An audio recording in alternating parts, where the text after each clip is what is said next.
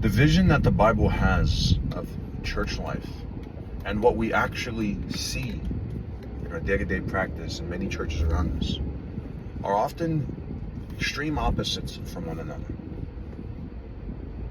The scriptures teach us of church life as a church and community, a group of people who live lives of devotion to Christ and to one another, who seek to embody the love and forgiveness of Christ to one another.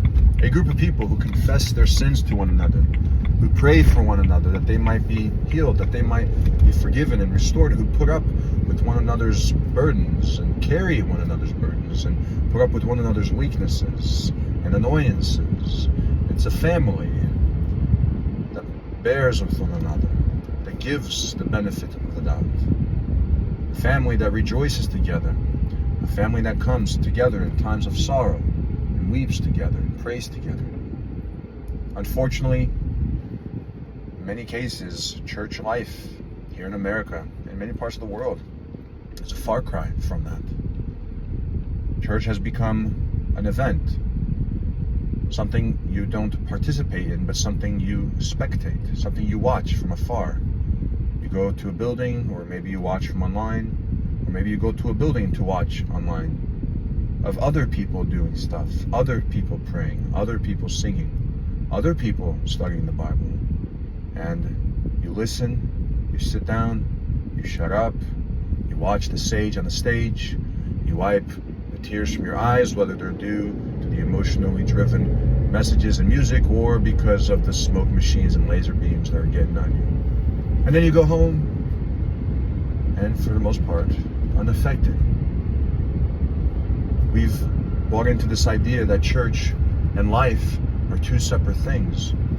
But the vision that the New Testament sets for us is that church is life, that church and life go hand in hand, because church is life. It's the new creation community. It's the life on earth as if already in heaven. It's a group of people that live differently from the culture, differently from this world. They live as if they were already in heaven because they are already seated at the right hand of God.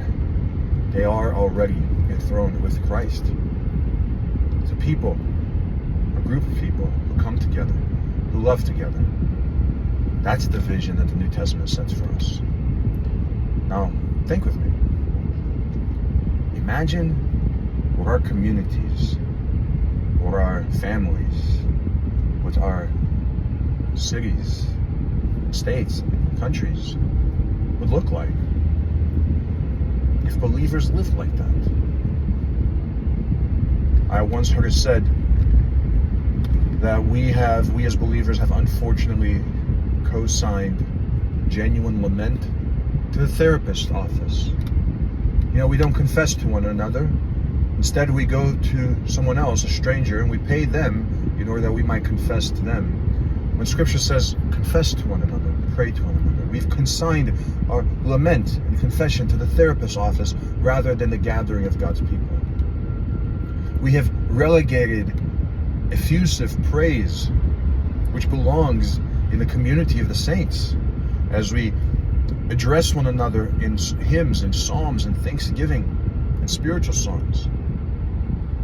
We've relegated that effusive praise out of the community of the saints, and we've settled for a shallow praise of the sports arena. My friends, church life is new creation life.